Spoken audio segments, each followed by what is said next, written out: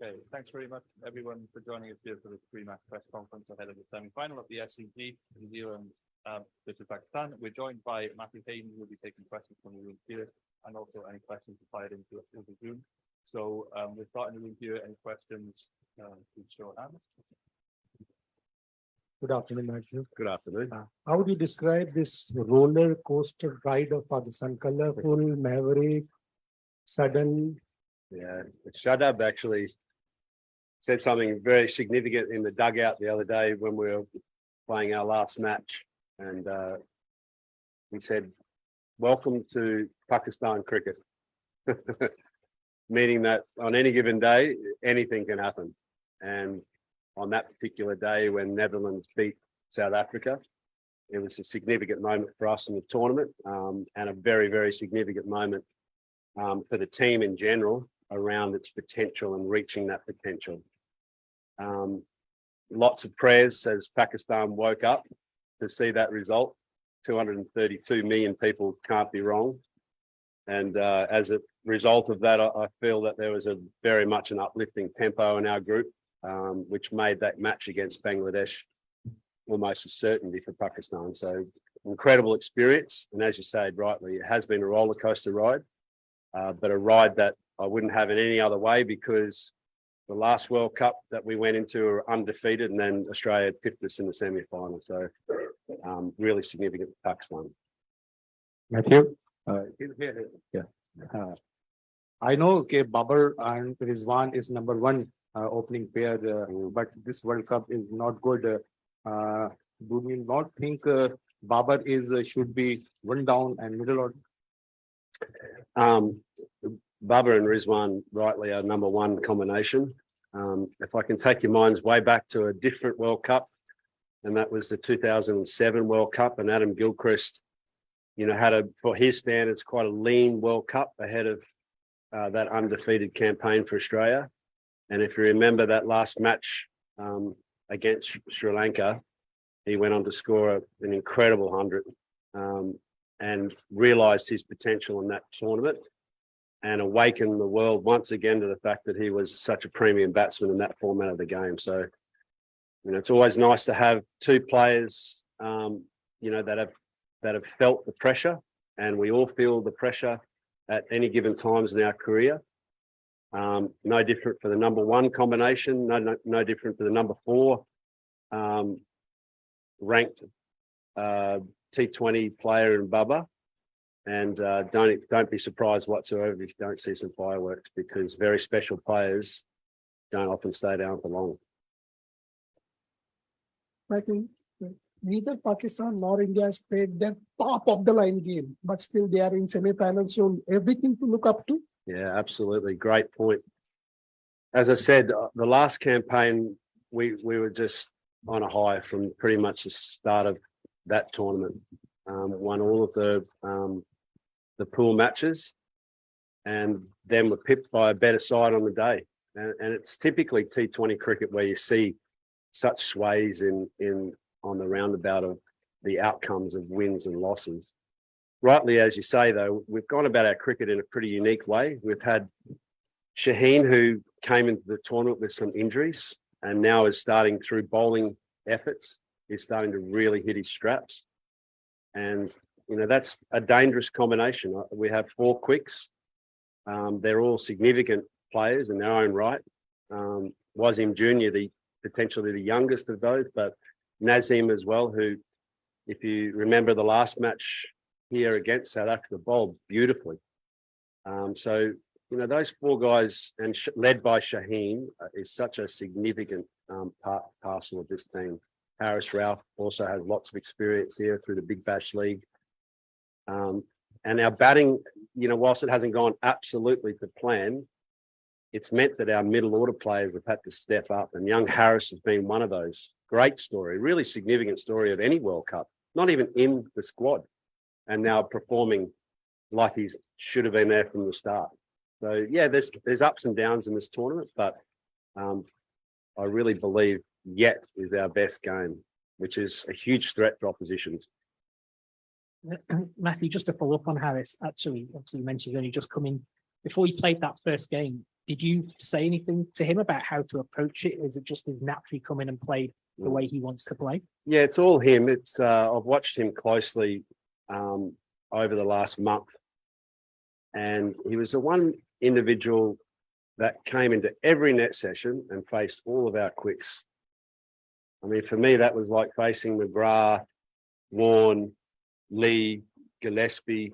If you could face those batters, those bowlers, and you're playing well, you knew that you had a great chance of making runs in the actual game. So it's no surprise to see Harry come in and play so beautifully. He's got a very good technique on our fast bouncy wickets, and he's got a freshness. One of the things as an outsider coming into this tournament is pretty much the entire cricketing community with the amount of program is fatigued to some degree. Match officials, support staff, players playing 24/7 around the clock. That's the program. So to have a young, fresh face with nothing to lose, nothing really to gain, but just play with great freedom has been a wonderful expression for him personally, but also for Team Pakistan. Matthew, we have seen you working closely with Babar Azam in the nets. What advice you have given to him because he is struggling for the runs at the moment, and what he in reply, what he said about his form? Yeah, we all know that in any given career, you have significant moments of ups and downs, and the challenges and the humps along the way, they cement you and your greatness, how you achieve under adversity. And there's no question that Bubba has been under some adversity. That will only make him an even greater player. So there's lots of people that talk, but those of us that have been in the change rooms with Bubba and that realise that cricket, when it's all said and done, is a very difficult game. You can't continue to keep on punching out, hundreds and 50s and, strike rates of 140 plus.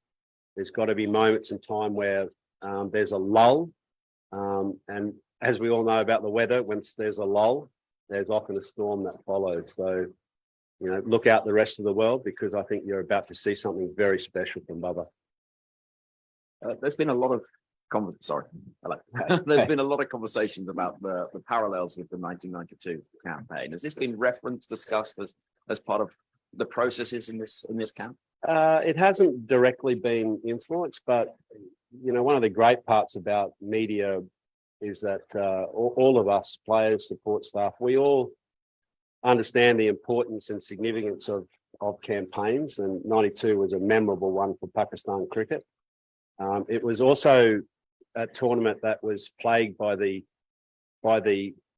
nuances of Pakistan cricket, and that is that there's not just a dominant performance. There's a performance, that gets challenged, and then Pakistan suddenly turn up and they're dangerous and formidable. And that tournament was exactly that. I can remember watching that actually from, the bleachers, just as a fan, and thinking Pakistan cricket with that fast bowling attack and that batting lineup is something that we really have to look out for as Australian cricketers. And as it turned out, so did England. So, it was a wonderful campaign. And of course, those forefathers of cricket, a lot of these players, they grew up admiring, watching, looking at the way that they played, and then hoping one day that they could also be great like that side was. Matty, a T20 game is such a power game. Generally, the subcontinent cricketers or the batters are not big in sort of stature as, someone like yourself or from Australia or England. So how do you talk about generating that power game? And in terms of coaching, how have you gone about that? Yeah, power game in T20 cricket is still being explored, because there is a mixture, and this tournament has showed that really significantly, that there is a threat still with the new ball. Everyone talks about, overs 1 to 6, the power play being, something where strike rate, and we were criticised about this in the last World Cup as well, was 6 and 7 runs and over. But in essence, that base, if you're 4-5 down in the power play, it doesn't really matter about your power, because you're at the momentum and the mercy of the momentum of the game. So there's a tricky balance still being realised, and I think the subcontinental players, and when you look at the tournament so far, guys like Surya Kumar Yadav, who are playing beautifully, through that middle to late stage with a competency of all areas of the ground with access, shots, innovation and access, they become threats. So it's not always about the power. And as I said, I think as cricketers, we are all trying to come to grips with when is power, when's that foot go down on the floor, when does it decelerate and look to preserve. And a lot of the matches have been very close matches. And the tricky balance between preservation of wickets versus exploration of innovation has been really why I think a lot of the sides that are here now in this tournament are still here. Australia's a great case of that. Got power to burn, but it hasn't been able to handle the new ball. And then it's left itself vulnerable through the middle order. Good luck for tomorrow. Sorry, Matthew over here. Looking at your performance here against South Africa, probably one of your stronger performances over the course of the campaign. Was there anything that sort of clicked in that particular game in terms of the campaign, or is there anything here at the SCG that you think might give you guys an edge over your opponents tomorrow? Yeah, look, I love the way that in that match against South Africa, again, it wasn't Bubba and Rizwan show. It had to, as a batting lineup, dig really deep. And Shadab on that particular occasion was unbelievable. So the middle order definitely having to stand up. It's been special. And it hasn't just been through one particular player. It has genuinely been 3 or 4 players that have really had a go with great intent. Harris was magnificent. That was a real turning point for our team. When he walked in the bat, it was basically a breath of fresh air that just awakened Pakistan's batting lineup. I sense, though, Sean Tate has done a really good job in preparing the fast bowlers for this track as well. You saw Nazim put in a really good performance on that night. A good comeback as well from Harris Ralph, who was expensive in his first few overs, but then learnt to bowl on this track really well. If any conditions in Australia suit us as subcontinental players, I think this is the venue. So lots of positives came out of that match. And the arrival again of Shaheen, who's our premium fast bowler and our leader of fast bowling as well. So lots of solid performances went into that. But in particular, I think the arrival of Harris, the brilliance of Shadab, and then our 4 fast bowlers just being on the money. Matt, I know you're here with the Pakistan team, obviously, but just your thoughts on Australia's exit. It almost appeared, or there's been some talk that it was a lack of ruthlessness in some ways. They finished their group stage, it cost them, which is something that hasn't normally been associated with the Australian team, particularly of your era. Yeah, the Australian team's got some thinking to do. There has to be some freshness, and I think one of the great strengths of Australian cricket has been its ability to be able to recognise when to make that gear change into a different playing rostering. I think full credit and respect has to go to the players that played this tournament, certainly deserve to be there. But a little bit like Mark Waugh giving away to someone like myself after World Cup campaigns, it's always been quite ruthlessly preparing for the next World Cup. And they seemingly come around more often than not now. Just 12 months ago, we were sitting here talking about the T20 champions, and that was Australia. Here we are again on the eve of another semi-final. So the tournaments are coming around thick and fast, but certainly from an Australian cricket point of view, there has to be some planning heading towards World Cups. They're the premium events. They're the events that everyone across the world plans for, and Australia, unfortunately, just didn't get it right. So what's the difference you think, Hayden, between 12 months ago when Australia won and this time around when with only one team change, they didn't make the semi-final? I got your line there, Mel. Yeah, not a lot of difference, Mel. I mean, you and I have been involved in this game a very long time and understand that 1 or 2 performances can change and shift the momentum in a tournament, and Australia just got on the wrong side of the green. I mean, here I am saying that when we were relying on Netherlands beating South Africa. I think that'd be, not very prudent to make too many comments. We all know that the Australian cricket team, the culture of Australian cricket has been challenged over the last 4 or 5 years. There has to be, some improvements in departments, especially I think their fast bowling attack. And I think strategically as well, not playing Mitchell Starc, our premium bowler, ahead of that game was a really significant moment as well. So little things, but just performances. Davey Warner, his performance in the World Cup wasn't as special as what it was in the last World Cup. He's a premium player. Our expectations, like a Bubba, like all the great players, are so high that when they don't quite get it right, they get exposed. And then they have to raise their game and challenge themselves and become better players and then play better tournament cricket. And tournament cricket is very hard, and it's very different to the common program as well, because you don't get second bites at the cherry typically.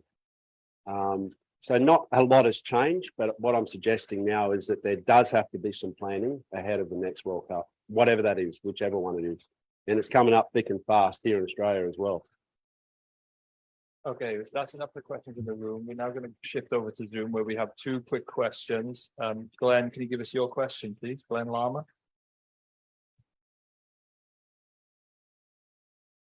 Yes, here I am. Thank you for chatting to me, Matthew. Hey, very quickly, I'm from New Zealand. What do you think of New Zealand? What challenges, or big challenges, do they pose Pakistan in this semi-final? Yeah, thanks. Look, this match they played against Australia and they got 200 on this particular wicket actually. And Dev Conway was, incredibly destructive during that particular match.